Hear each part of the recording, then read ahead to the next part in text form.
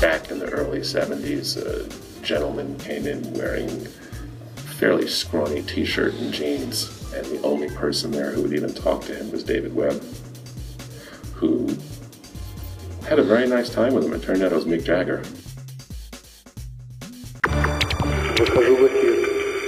You got that big red dog here. David Webb, as a person, was one of my great teachers, friend.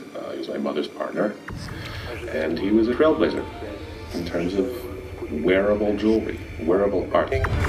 Transmission received.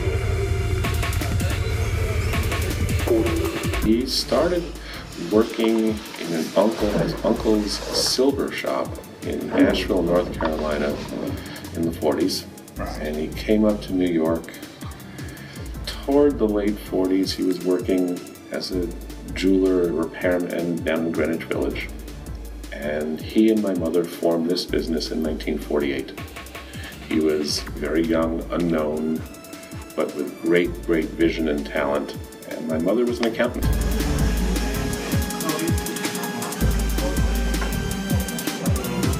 How would you characterize what made his jewelry different?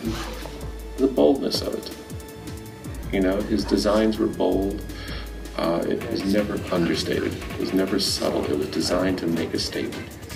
It wasn't your traditional take a stone, put 4 prongs around it, and put it in a ring. Yes. It was really more of wearable art. Every piece had something to say. You know, we were never accused of being stone dealers. We were jewelers. You know, I always like to say the price was greater than the sum of the parts because we had so much other stuff in each piece. There was labor, attention to detail, and the way it was just put together. It wasn't just this piece of stones and metal. Come back, Red Dog. Can you give me another channel on that? Was he inspired particularly by certain movements? Ancient Egyptians, the ancient Greeks, and ancient Indian. You know, there was a whole spectrum of material you could feed off. I remember back in the early 80s when the King Tut exhibit came to New York, there were a lot of similarities in certain styles that we used, that they used. I know he studied that, the Etruscan eras, he studied the Japanese and the Chinese. Later on, influences from early Cartier and early Art Deco. There's a little, you pick up everything. A little bit of everything. You pick up something you like and you expand upon it and create your own thing.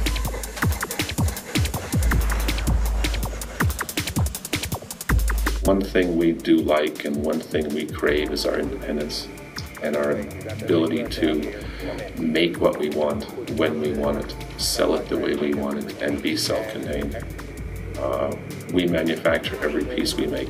Where do you manufacture? Downstairs. Oh, really? So this is really a workshop? Yes, we control it. If we don't like a piece, or if we think a piece needs changing while we're making it, we can do that.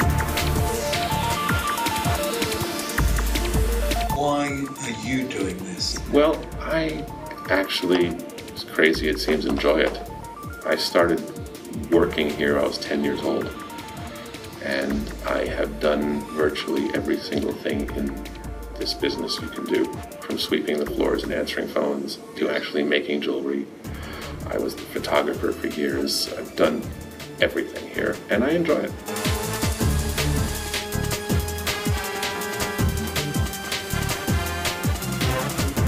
What has happened since David's died? Who's taken over creation? Oh, even when David was alive, we always had a staff of designers. Right. Who were trained by him or worked with him for many years. And one of those people is still here.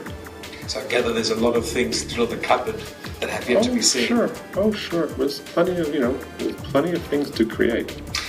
And having the work here on the premises means we can create various different ways. We don't have to just work from a drawing. I can take a stone, take some clay, and create a piece around it, and then tell my men, here's what I want it to look like.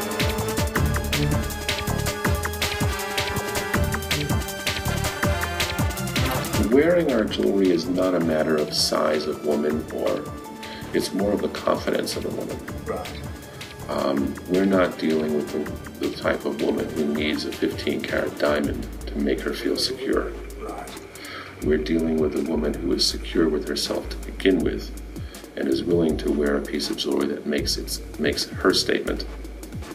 People have always said I look like Donald Sutherland, and I sat next to Kiefer Sutherland in the theater one night, and I asked him if I looked like his father, and he said to me, "Fuck no."